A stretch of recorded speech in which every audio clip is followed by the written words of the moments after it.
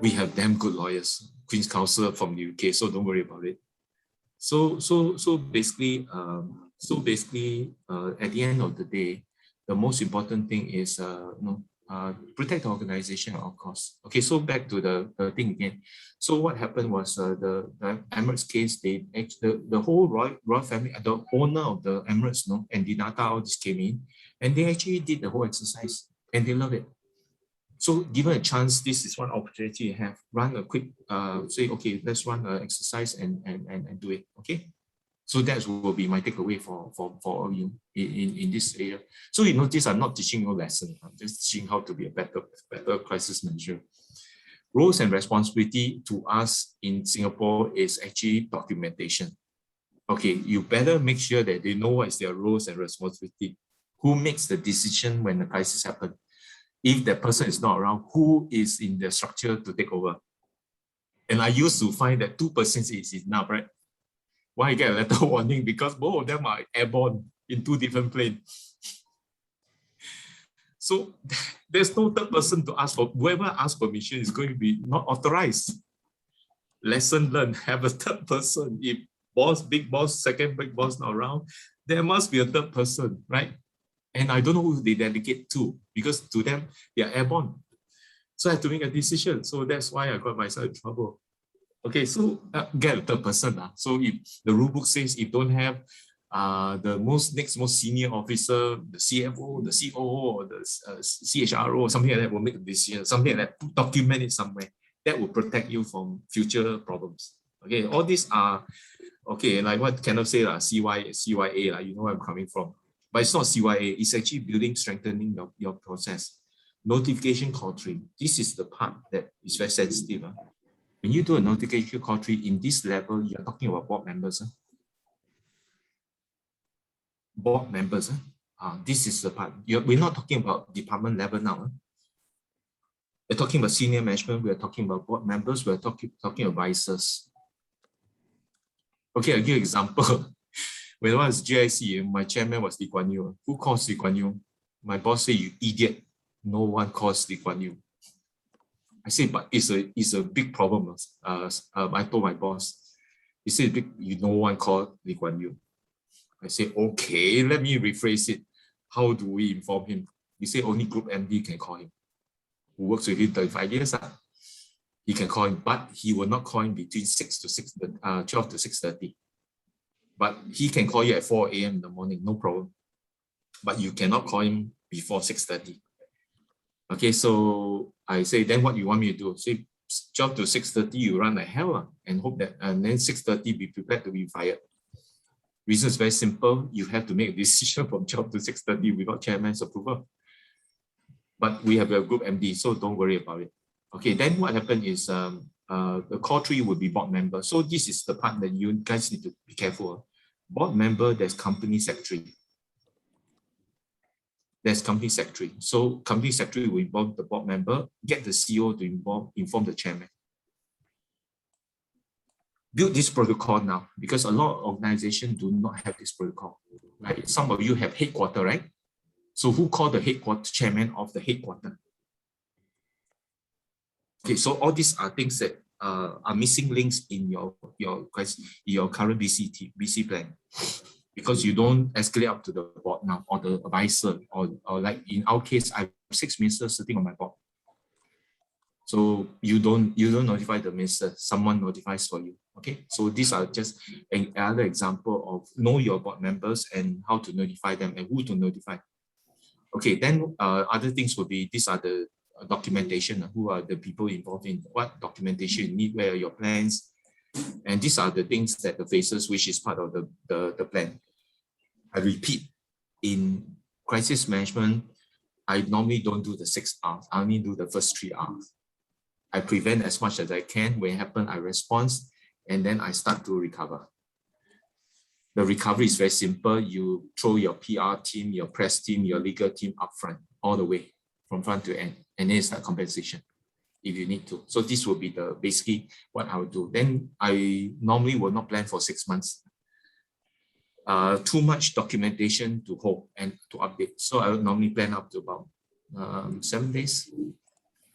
Then someone will say, okay, crisis normally lasts for a few months, right? By the way, after 7 days, you will have the same old thing coming for next 6 months to you. Someone, the same guy will haunting you. The press will be coming after you. The same family will be coming after you.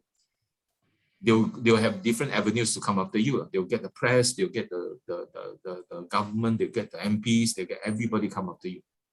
So it's the same person, but at least you have the faces ready. Okay.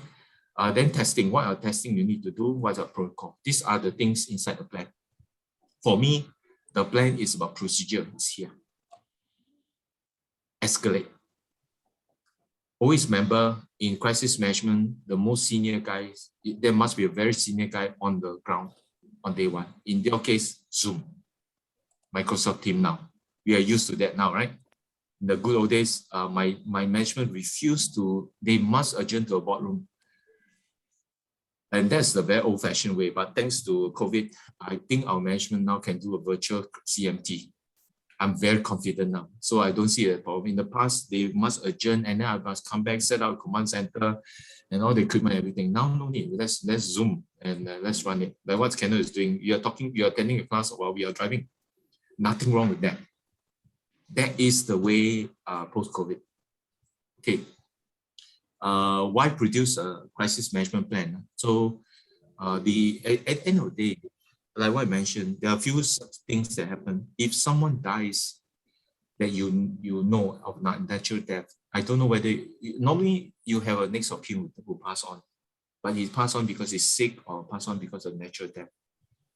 I just want to share with you, if you have a friend or you have colleagues or you whatever that die of unnatural death, for example, a bomb goes off, body parts fly everywhere, or they are buried alive, okay, or whatever. The first thing is called is a shock effect. Like what happened to COVID-19 is a very slow process, but a lot of people don't understand psychologically. It's very, very detrimental to a lot of Singaporeans. In fact, everybody. We need to do psycho treatment to most of them, just for your information, and talk to them more often and all these things. For example, every week I will talk to my staff, Zoom on. I will talk nonsense to them for half an hour. Everything under the sun, just to get some sanity. Make sure you show your face. All these things are very psychological, but to Asians, it's a waste of time. But having done an international tour, trust me, these are very small little things that maintains a certain level of sanity. Any problem, talk to me, Zoom, and so on and so forth. That's important. The thing is called shock effect. You need to manage your shock effect, and you get better after each crisis. But how many crises can you run? Unless you're working internationally, then every day is an incident. Every week is one disaster and probably 2 crises. Then you get used to it. So every morning when I get a call from a country manager, or CEO, they are all called Roberts. In British, in UK, most of them are called Robert something. So I say, Bob, how's the weather? Then you say, weather is pretty good. Good means there's a disaster but not direct hit. Then they say, we are in trouble. When you say we're in trouble, means we have a direct hit, means the bomb actually is in our building, or the protest has destroyed our building or denies totally. So that's called direct hit. So then they will report to us, and then we'll just manage from there, go back to London and inform chairman and CEO. Remember, I'm not going to do anything except for executive decision. But most of the decision on the ground, you cannot make the decision. Let the ground person make the decision. They are closest to the point. The only thing you have to do is cover the mission statement of your organization. My mission statement is, I'm protecting the banking license. I'm protecting my brand. That's what crisis management does, protect your brand. Okay, business continuity, continue with critical business function. Crisis management, protect your brand and reputation, which is my banking license. Okay. What are the components? You need to know the component here, and quickly, you need to have a crisis management policy, which you have a BC policy. Most Asian organization has a BC policy. You want to add on the crisis management policy. The only thing I want you to double confirm in terms of crisis management policy is this. Who activates the crisis management plan? Because now you have a plan that says who activates the business continuity plan, right? But you don't have a policy to say who activates the crisis management plan, right? And if the CEO is not around, who's the next person, right? But for smaller company, the person who activate crisis management plan and the BC plan are the same people. But when you go to a very hierarchical organization, the crisis management plan is activated by a different team, a senior team. Okay, so this we understand. Then communication policy will be example. Some organization adopt a look and see, like example, you are government or government cooperative. You will adopt a posturing to say we listen to the government, then we act accordingly. You have to do that. So I'm sorry to tell you that. Even though you know that's the right decision, you cannot move. Please don't move unless you want to lose your job. But in the private sector, what we have is actually a communication policy. I will stand by my holding statement already. Okay, I'm ready to go the moment you ask me to run. Okay, but if after 2 hours we still have not released, I update my policy again. My plan again. So as to be handled, to update out myself. So pre-crisis, what happened is what are the things that can alert you, warn you, back to whistleblowing, back to sounding out of the problem. I don't use Kabul as an example because it's very common. I use the Jakarta example. Jakarta is a classic example of our problem. I just joined GIC then, and one more problem is that we don't have a crisis management plan. Interesting, for so many years, because we always have our umbrella MHA behind us and MFA behind us. But that is a classic example whereby we have people on the ground, Singaporeans, but we don't have a plan to get them out. So my secretary called me as so what happened was when I went in, basically at the end of the day is this: we have to pull out the Singaporeans because they're killing Chinese, by the way, at that point in time. So your priority is pull all your Singaporeans out. Then I have a problem. Some of my Singaporean marry an Indonesian Chinese. Then the Indonesian Chinese want to bring out their parents and then bring out kids. I agree. Bring out wife. I can handle. I cannot bring out your parents. I'm sorry. And that creates a lot of other problems for you. Okay, so this gives you an idea of you have to have a protocol to say we only evacuate your immediate spouse. If you're not married, you yourself, your wife, and your kids. Policy. No need to discuss anymore. The rest I leave it to you. Okay. So all these are policy that you want to set up now for country evacuation. Kidnapping, do you pay? You cannot write them down to pay. You will be prosecuted straight away. You never pay for kidnapping or anything. So that's something that if you want to write the plan, talk to me offline. Okay, I don't want to be recorded. Okay, so there's a concept called outsourcing which you can adopt if you want to. Then we will talk it separately. Same thing, how do you have command and control when it happens? Means someone must be eyeballing the crisis the moment it happens. It's different from a disaster. We have a team on the ground. This guy will keep on watch the situation, update the situation, and analyze the situation. There must be one person there. And normally I normally take the BCM manager. That's my best person to eyeball the crisis on behalf of the team.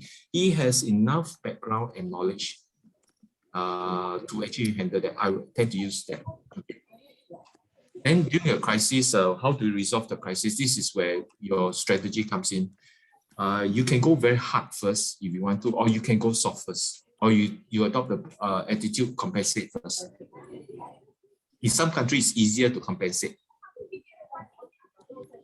Why it's easier to compensate is because once we compensate, you sign my legal team. I mean, sign on the legal document. You cannot sue me anymore. You cannot tell the government that no, this organization is unfair to me. Understand? So we play the legal card. Okay, so be careful, but be careful about being caught in some situation. Post-crisis, normally what happens is the bad thing about Singaporeans, after the thing done, we go back and sleep. Actually, there are a lot of things we didn't do. We actually don't do a post-mortem, and we also don't do a proper recovery. when I say profit recovery, have we tightened all our processes to ensure that this could be, this would not happen or will be minimized to a minimum? And that's why even in BCM Institute, whatever I do, I'm going to tell you there's a lot of problem in our running of this course, because the moment you move from a brick and mortar to a Zoom, a lot of my instructors are having problem now. Every time I have a problem, you see me fixing the problem again. Okay, so one of the problem I'm going to be upfront is communication with you guys. We are trying our best to communicate, but because of me, I change the content very often. They cannot catch up with me. So some of the instructions that you see are actually wrong, and it's my fault. Okay, but we will rectify this. Last but not least, have a checklist. What are the, if something happens, take out your checklist and say what 20 steps that I need to know, because you are brain dead for a while. And then you need to have a quickly check on this. So component of plan will be this. What a section of plan? Dr. Goh, I have a question. Yeah. So but I'm not sure whether is it maybe more on tapping your experience now. Say we don't have the person on the ground to help to watch. Like, I mean, we may have a BCP manager, but maybe not experienced enough. Also, that cannot kind of be that kind of person to feedback things to us. What do we do in those kind of situations? I will pick my CO, my equivalent of the head of operations. He's not the BCM manager. I want someone senior, but not the most senior guy. So it's up to us to identify people of the best profile, not necessarily by title or rank. His personality also. Remember, I don't like CEO because they are salesmen. Yeah, I wonder why am I appointed? I don't know why. You're a salesman, is it? A little bit. No, salesman, no offense. Salesman has one minor problem. They think of P&L first before they solve the problem. When we do crisis, I don't think about P&L. I think about life safety. I think about my reputation first. Because I can make losses back later on, seriously, if I'm still alive. I know. Is it also important to have somebody appointed that has a certain level of authority? Yes. It is seniority and maturity and knowledge of organization. And this person must be trusted by the management. Okay. That is basically the profile. And this person, in big corporation, actually we have two persons. The second person is of military background or police background. Very interesting. Very interesting. I want one of this person because military guys have one minor problem. They overplan. They over-execute. But during a crisis, I need this person. But on a peacetime, they give me help because they have to write 200 steps. You know what I mean? But during a crisis, they are very meticulous. These are the person I will bring into my loop stream. Ex-military, to this extent. Just to share a little bit, I'm appointed the incident director. My incident manager is also a military person, ex-military. Yeah. Do you have a problem? No, I mean, he's the one that drove a lot of my BCPs and from his experience. But too detailed. Yeah, but I'll leave it as that, you know. But the other thing that I want to add, you know, because besides being the in charge of the crisis management, I'm also appointed the company's DPO also. So that I don't know, adds on more stuff for me. Just make sure you get paid, I'm not paid extra for that. You will never pay extra for anything. So, Dr. Goh, what kind of personality will be suitable for? I normally have two personality. One personality, you normally don't have these two in one. The first personality, they must be senior enough, they know the business very well and respected by the management team and the board. So I normally don't touch the CEO because the CEO handles the board and the external agency. I need someone who is tactical but very knowledgeable and very powerful. Normally, it's my chief operating officer, equivalent of the chief. Then I want his right-hand man or left-hand man to be someone who is paramilitary. Paramilitary means police, SCDF, uniform group previously. Okay, these are people that are very meticulous and they run a command center very well. But peacetime they give hell because they overplan. But when it comes to crunch, they are very, very good people because they are very logical. some of you are paramilitary or military people. You know where I'm coming from. We tend to be a system. All of you gone through NS, you must have SOP, step one, planning up to conquering the hill. There, all those kind of things. Right. So the training is very good, but for the execution, but not for planning. Planning, they tend to overkill because in commercial side, we just want to get work done. Right? Bare minimum if possible, but to them, they must write a book. Everything is SOP. Every like crisis management, every crisis is a book. And I have a couple of British military officer in my team. Every crisis they write a book for me. And it's like reading a novel during a crisis. Do you have the time to do that? So that's my constraint. Okay, so let's any other questions? Sorry. Okay, good. So policy, I remember policy, what's your communication policy, what information can be released, all this has to be discussed now. Like example, you never release the person who is accused, if you can, unless it comes out of the press. Okay, sometimes you also want to, in Singapore, you may have no choice, but to let the authority release the name. Right, so this is example. I give example, the last couple of months, there's a lot of, especially in university, a lot of sexual harassment case, they call it sexual harassment, but you know where I'm coming from.